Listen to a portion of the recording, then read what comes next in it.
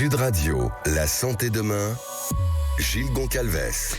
Bonjour et bienvenue sur Sud Radio dans l'émission La Santé Demain, une émission qui donne la parole aux acteurs de la santé, de la médecine en général et de la santé au naturel en particulier. Aujourd'hui, nous allons parler de médiation animale. Pour cela, j'ai le plaisir d'accueillir Sandrine Benazé. Bonjour Sandrine. Bonjour Gilles. Et Virginie Lopez. Bonjour Gilles, bonjour les auditeurs. Donc, on commence par Sandrine. Vous êtes brevet d'État option complet, vous êtes formée dans les 3 disciplines olympiques. Vous avez une licence professionnelle de management des établissements équestres, BEF 1 et 2, comportementaliste équin, experte fédérale en équitation éthologique, communication animale et humaine. Virginie Lopez, quant à vous, vous êtes titulaire du BGEPS activité équestre. Vous êtes certifiée en psychanalyse et psychologie, savoir éthologique 1 et 2. Et vous travaillez encore avec des enfants qui présentent des retards de développement, des difficultés motrices, et également des jeunes présentant des troubles du spectre autistique. Aujourd'hui, vous dirigez la structure équestre Horse Paradise, ainsi que l'association Les Chevaux du Phénix à Carbone. Vous y exercez comme praticienne en médiation équine et monitrice d'équitation. Votre structure accueille des enfants, des adolescents et des adultes, qu'ils soient cavaliers débutants, confirmés ou en situation de vulnérabilité. Et c'est cette dernière phase qui va nous intéresser, la vulnérabilité. Mais tout d'abord, qu'est-ce que la médiation équine ? Alors selon la définition de l'IFC, l'Institut français du cheval et de l'équitation, c'est la recherche des effets positifs de la présence des chevaux ou de la pratique des activités équestres pour les personnes à besoins particuliers avec l'aide d'un ou plusieurs professionnels. Chère Sandrine, quels sont les bienfaits de la médiation équine ? Alors, au niveau des bienfaits, globalement, ça permet d'avoir, en fait, sur les personnes qui ont des problématiques de vie, oui, d'avoir une réponse immédiate et positive, et surtout d'en faire l'expérience de tout ça. C'est-à-dire que le cheval permet de faire soi-même l'expérience de la problématique. Le cheval ne juge pas, on travaille vraiment dans l'instant présent.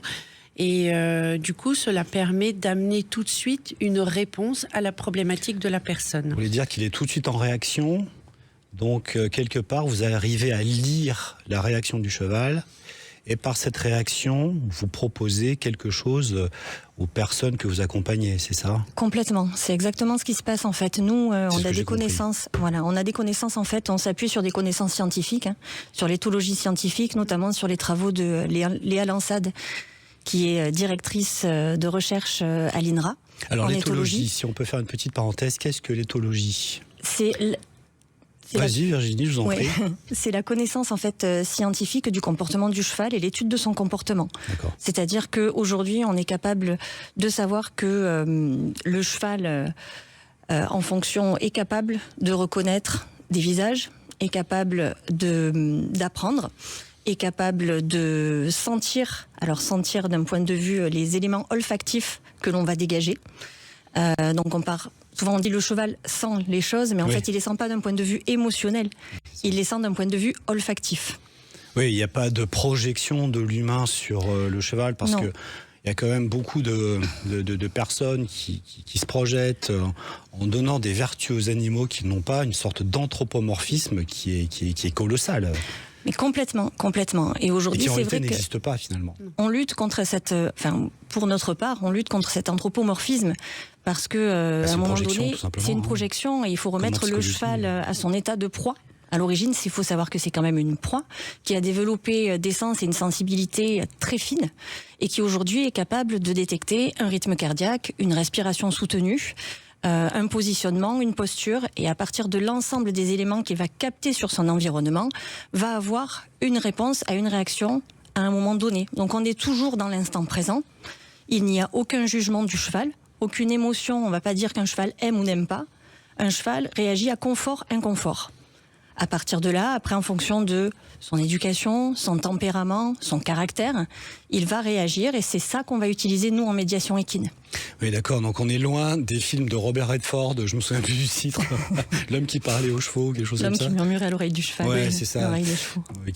Qui est très anthropomorphe, qui amène beaucoup d'émotionnel. En réalité, même si c'est vrai, d'un côté, la profession de médiation, c'est plutôt l'analyse de ce qui se passe en réaction sur un moment, de manière à ce que vous puissiez aiguiller votre acteur humain dans les meilleurs auspices. Chère Sandrine, qu'est-ce que vous emmenez en fait en médiation plus concrètement? Parce qu'on a compris au sens général, mais est-ce que vous pourriez expliquer un peu plus ce que ça emmène à la personne qui vient vous voir? Alors, pour rebondir sur ce que vous venez de dire, c'est vrai que, comme le disait Virginie, on s'appuie vraiment sur des faits scientifiques. Ouais. Parce que l'éthologie est scientifique. Nous, on est vraiment des personnes de terrain. Et notre objectif quand même, c'est vraiment de relier le vivant. Et on est en face de deux êtres vivants, donc un humain et un cheval. Et là où on ne veut pas rentrer, c'est dans la suggestion. On suppose que le cheval a pensé que. Absolument pas, comme le disait Virginie, le cheval ne pense pas. Donc nous, ce qu'on amène, c'est qu'on va avoir des expositions en fait progressives. La personne vient avec sa problématique, on va faire une exposition en fait progressive à sa problématique, de la désensibilisation, du renforcement positif sur l'humain. Du renforcement positif, qu'est-ce que c'est ça sur l'humain? Alors le renforcement positif, on va mettre le bénéficiaire, parce qu'on va parler de bénéficiaire dans cette relation triangulaire. Donc l'humain est un bénéficiaire. Voilà, l'humain est un bénéficiaire. Alors il y a le bénéficiaire, donc la personne qui va bénéficier des soins, il y a le cheval et il y a le médiateur, en tout cas le praticien en médiation.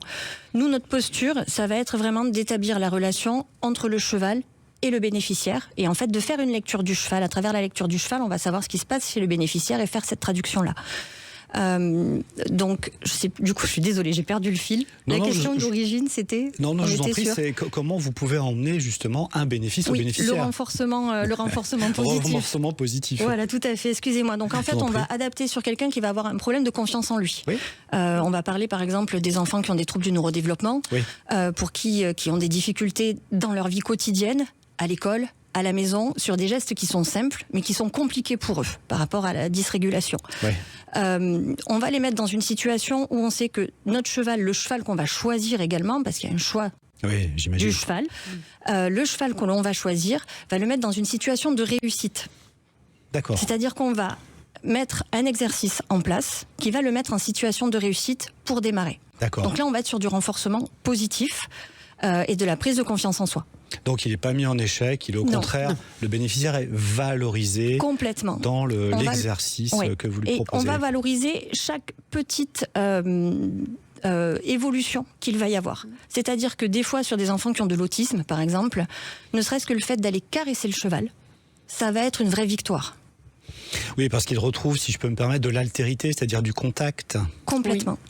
Donc le contact est extrêmement important, c'est ce qui lui manque peut-être dans sa vie sociale, sans péjorer son environnement. Et sa construction fait peut-être qu'il est un peu coupé de l'extérieur.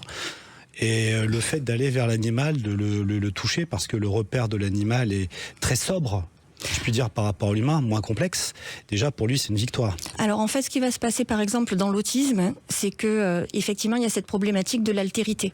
Aujourd'hui, un enfant autiste a du mal avec les codes sociaux. Avec le cheval, il n'y en a pas. On est vraiment sur un moment, un instant T. Et donc, en fait, il ne va pas y avoir cette phase de jugement. Il ne va pas la ressentir. Et donc, en fait, il va se sentir beaucoup plus allégé dans un environnement très calme aussi, qui va lui permettre de découvrir l'altérité à son rythme et sans jugement et sans pression, en fait. Quand on va essayer de faire verbaliser un enfant autiste, une personne autiste, il va y avoir cette pression parce que ça va être de l'humain autour, ça va être dans une salle chez un psy, il y a des attentes en face. Le cheval n'a aucune attente. Donc en fait, c'est vraiment aller au rythme de l'enfant, de l'autisme.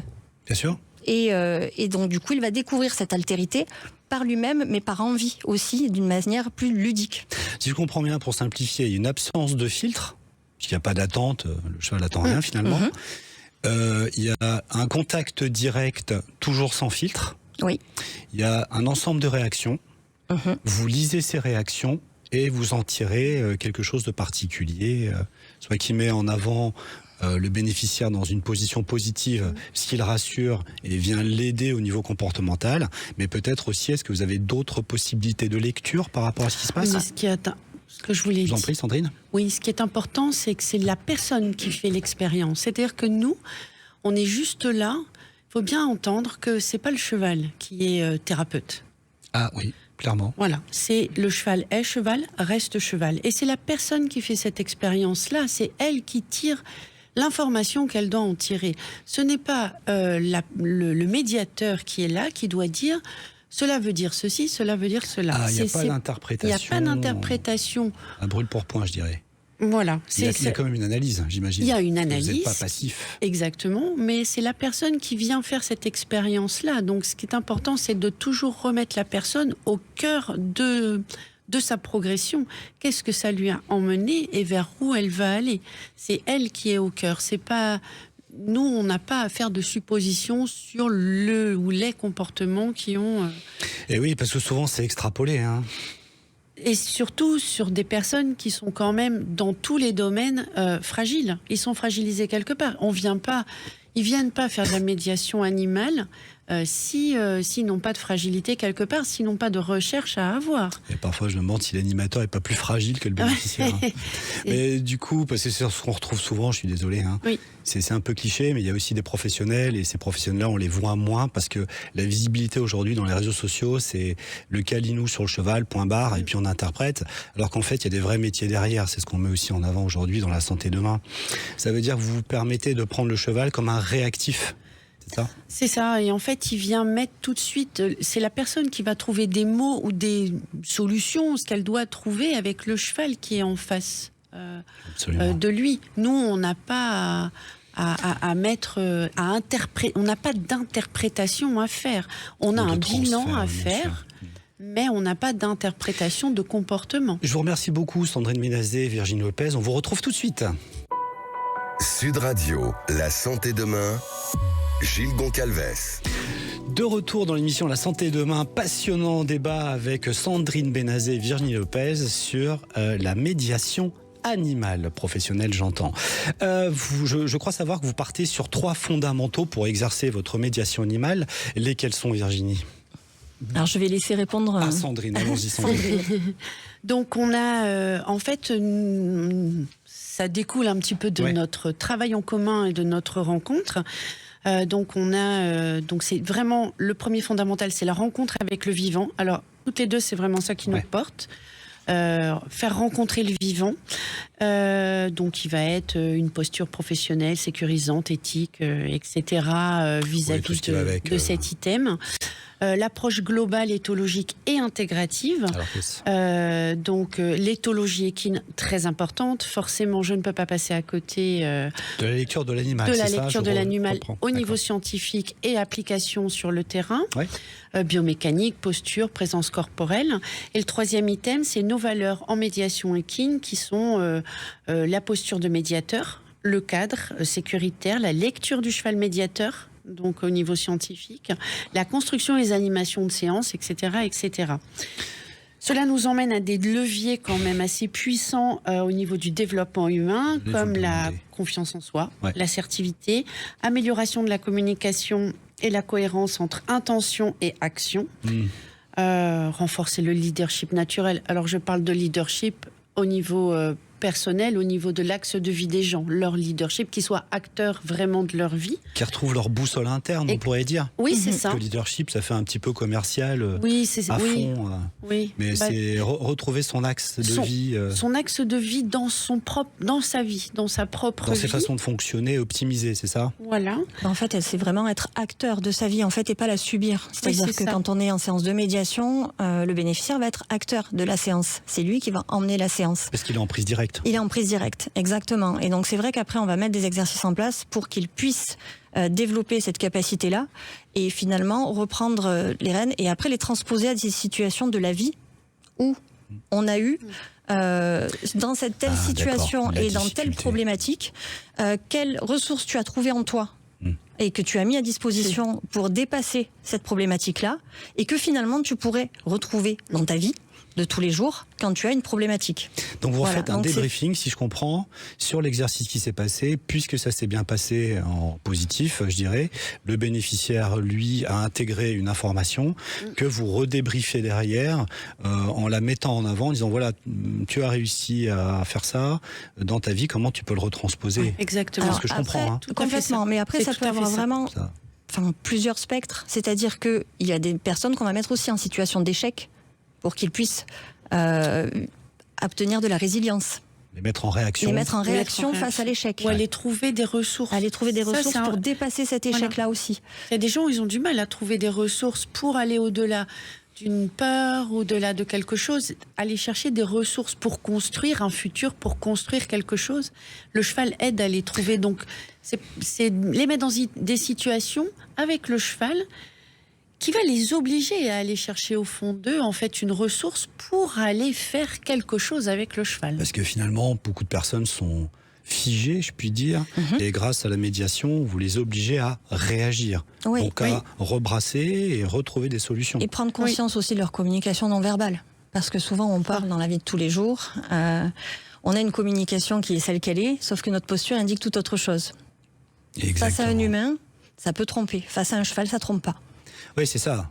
Déjà, si on a entraîné au niveau humain, on peut sentir et voir la conversation non verbale, tout ce qui se passe au niveau plus ou moins des codes comportementaux de la personne. Et c'est vrai que l'animal, lui, par contre, il est à 100% dedans. Il réagit uniquement à ce qu'il ressent, point barre. Lui, il c'est ce qu'on disait. Il n'a pas de costume, il n'est pas social, il n'a pas nos codes. Il n'y a pas de codes sociaux comme pour l'autisme. Et c'est pour ça que ça fonctionne très bien avec des enfants qui ont des TDAH ou qui ont de l'autisme, enfin des personnes porteuses de l'autisme, parce qu'il n'y a pas de codes sociaux. Donc on en revient toujours.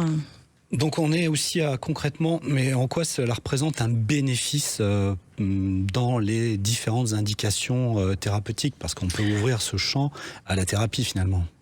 Alors, il n'y a pas que les enfants en difficulté ou autistes, j'imagine. Non, parce que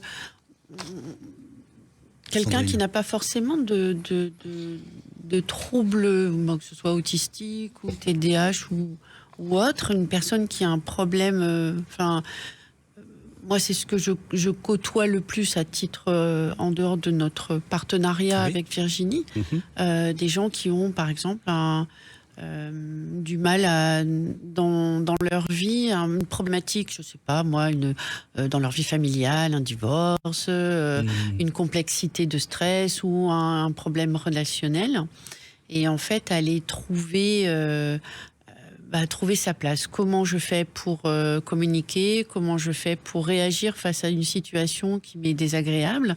Donc du coup, on va faire un travail, on va poser des bases, et puis ensuite, on va aller faire un travail spécifique. Donc tout ça, ça vient d'abord avec un échange avec la personne, et puis ce qu'elle veut, elle, on va aller trouver, on va aller chercher avec le cheval pour régler sa problématique. C'est elle qui décide, c'est pas moi. Moi, juste, je la cadre. C'est ça, il y a une anamnèse, c'est-à-dire une discussion avec le bénéficiaire pour savoir l'utilité de la séance avec vous. Ensuite, j'imagine que vous cadrez le type de séance que vous allez faire en choisissant un cheval particulier qui va répondre à cette anamnèse, à cette demande. C'est ça? Oui. Et après, vous mettez des processus en route. Donc c'est vrai qu'il y a l'évaluation, il y a l'anamnèse. On a une grille d'évaluation également pour la séance. On fait un point pluridisciplinaire aussi, ça peut être avec l'ergothérapeute, ça peut être avec le psychologue, ça peut être avec le kiné. Intéressant, ça s'étend en fait. Ça s'étend complètement, c'est-à-dire qu'on va travailler vraiment en équipe, avec l'équipe que ce soit sociale ou médicale. Ça peut être des éducateurs également, pour savoir en fait vraiment quels sont les objectifs, c'est-à-dire qu'on va se fixer des objectifs sur une ou plusieurs séances, et à partir de là, on va monter notre plan de séance. D'accord. Donc la séance va être déclinée en plusieurs étapes.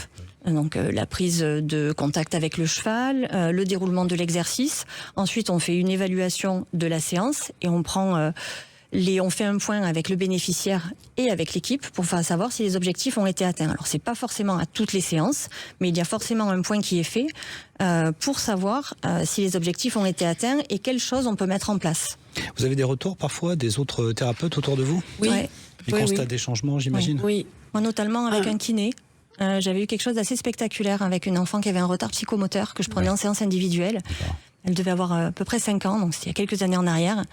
Le kiné a demandé aux parents d'arrêter les séances de kiné parce qu'elle évoluait plus avec la médiation qu'avec le kiné. C'est-à-dire qu'à cheval, on faisait des exercices moteurs parce que on peut travailler tout ce qui va être musculo-squelettique, tout ce qui va être cognitif. Évidemment. Et donc, par des choses qui vont être simples, mais qui vont répondre à des besoins particuliers. Oui, c'est ça. C'était peut-être le meilleur plan de travail pour ce bénéficiaire-là, en fait. Oui, c'est ça. On va vraiment adapter les séances en fonction. Bien sûr. Vous avez des petits soucis parfois de mise en relation entre le bénéficiaire et le cheval, parce que c'est un monde, ce sont deux mondes qui se chevauchent. Hélène ? Alors, on a des prénoms, ça va. non, mais on a eu, enfin, dans notre partenariat, en fait, on a eu une personne qui avait très envie de venir. Oui. Mais elle nous a dit, on vient, mais on a j'ai très peur du cheval. Effrayé. Donc, en fait, on s'est dit, ok, de toute façon, on sait très bien que la peur du cheval cache une autre peur derrière. C'était un petit peu difficile d'aller tout travailler en une après-midi. Ça, c'est intéressant. La peur du cheval cache une autre peur derrière. Souvent. Et du coup, en fait, on a travaillé la première étape, déjà l'approche, avec plusieurs techniques. Voilà. Et notamment une technique de mise en relation avec le cheval à distance. Donc, se caler dessus, etc. Voilà. Et en fait, il y a eu C'était vraiment très très beau ce qui s'est passé. Ça a duré quand même peut-être bien 20 minutes. Et la personne était vraiment ravie. Elle a réussi à être à côté. Le cheval a eu une réaction. C'était vraiment très très... il a été très très accompagnant. Et en fait, elle s'est laissée... il s'approchait, comme fait tout cheval. Il y a rien de... Curieux. Voilà, exactement. Un humain s'avance. Si le cheval il est équilibré, il vient... nous regarder, nous sentir, olfactif. Et elle s'est laissée faire, elle s'est laissée approcher, réduire la distance avec l'animal. C'est l'animal qui est venu. Donc moi, j'étais quand même à côté d'elle parce que pour l'accompagner... voilà. Pour des raisons de sécurité aussi. Et de sécurité. Et en fait, elle a eu un soulagement, mais j'ai l'impression qu'elle avait vécu une victoire de sa vie. C'est ça, c'était le grand levier. C'était le grand levier. On n'a pas été plus loin parce que c'était un contexte de groupe. Donc on n'a pas... Elle nous a juste fait son retour. Nous, on s'est dit super. Parce qu'elle a eu son apport pour elle. Très bien. Nous, c'est juste... ça a été déclencheur de quelque chose pour elle. Voilà. Après, dans le contexte de groupe où on était, on n'a pas été... si elle veut qu'on aille plus loin, il faut qu'elle fasse de l'individuel. D'accord. Vous voulez dire qu'elle a obtenu les résultats escomptés. Exactement. Et pourquoi le cheval, finalement ? Médiation, animal, équine, parce qu'il y a plein d'autres animaux. En fait, il faut quand même... C'est à mon idée, mais... Il faut quand même voir que le cheval, c'est quand même... globalement, c'est le seul animal domestique qui est une proie. Ouais. Alors après, il y a le lapin. Mais c'est plus dur qu'un lapin, je dirais. On a un peu plus de difficultés à faire de la médiation avec le lapin. Mais quelque part, on a quoi ? On fait de la médiation avec les chats, les chiens. Chat-chien, c'est du prédateur. Ouais. Nous sommes prédateurs. Ouais. Le cheval, c'est quand même globalement le seul animal domestique qui est une proie. Donc, il a des caractéristiques physiologiques. Donc, il est un expert en analyse comportementale. Et donc, Virginie parlait tout à l'heure des odeurs, etc. Ouais. Donc, en fait, il a quand même un système, il est bâti pour fuir. Et donc, en fait, il utilise en fait ce qu'il est, sa physiologie, pour avoir de l'information. Nous, c'est ce qu'on a un peu perdu. Donc, le cheval nous permet quand même d'aller vers cette reconnexion-là, d'aller travailler notre langage corporel, notre intuition et notre état de focus sur quelque chose, parce que les chevaux, ils sont assez dans cet état-là. Donc, pourquoi le cheval ? Voilà, ça c'est mon analyse à moi. Merci beaucoup en tout cas Sandrine Benazé et Virginie Lopez. On vous retrouve très facilement sur Internet. Quant à nous, chers auditeurs, on se revoit dimanche prochain à 15h30.